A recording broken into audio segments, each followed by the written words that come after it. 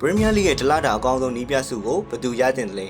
အားလုံးပဲမင်္ဂလာပါ MN Football News ကနေကြိုဆိုလိုက်ရပါတယ်အော်တိုဘာလအတွက် Premier League တလတာအကောင်းဆုံးနီးပြစုစကားတင်စင်းကတော့ဒီနေ့မှာပဲထွက်ပေါ်လာခဲ့ပါပြီထူးထူးခြားခြားပါပဲဒီစင်းမှာပါလာခဲ့တဲ့နီးပြ၄ယောက်လုံးဟာအော်တိုဘာလအတွင်းမှာကစားခဲ့တဲ့ Premier League ပွဲစဉ်တိုင်းကိုရှုံးပွဲမရှိအောင်ကင်တွယ်နိုင်ခဲ့ကြတာကိုတွေးခဲ့ရပါတယ်သူတို့တွေကတော့ Manchester United နီးပြ Amorim, Arsenal နီးပြ Arteta, Aston Villa နီးပြ Unai Emery နဲ့ဘုံမောက်နီးပြ Brian Ola တို့ပဲဖြစ်ကြပါတယ်။ Amorim ရဲ့ Manchester United အသင်းဟာအော်တိုဘာလအတွင်းမှာ Premier League 3 ပွဲကစားခဲ့ပြီး Sunderland, Liverpool နဲ့ Brighton တို့ကိုအနိုင်ရရှိအောင်ကစားနိုင်ခဲ့ပါတယ်။နီးပြ Arteta ရဲ့ Arsenal အသင်းကတော့အော်တိုဘာလအတွင်း Premier League 3 ပွဲကစားရမှာ West Ham, Fulham, Crystal Palace အသင်းတို့ကိုအနိုင်ရရှိခဲ့ပြီး3ပွဲလုံးကိုပေးကိုမရှိအောင်ကစားနိုင်ခဲ့ပါတယ်။နီးပြ Unai Emery ရဲ့ Aston Villa အသင်းကတော့အော်တိုဘာလအတွင်းမှာ Burnley, Spurs, Man City တို့ကိုအနိုင်ရရှိခဲ့ပါတယ်။ဘုံမောက်နီးပြ Brian Ola ကတော့အော်တိုဘာလအတွင်းမှာ Fulham နဲ့ Nottingham Forest တို့ကိုအနိုင်ရခဲ့ပြီး Palace အသင်းကိုတေးချခဲ့ပါတယ်။အော်တိုဘာလ Premier League တလတာအကောင်းဆုံးဆုအတွက်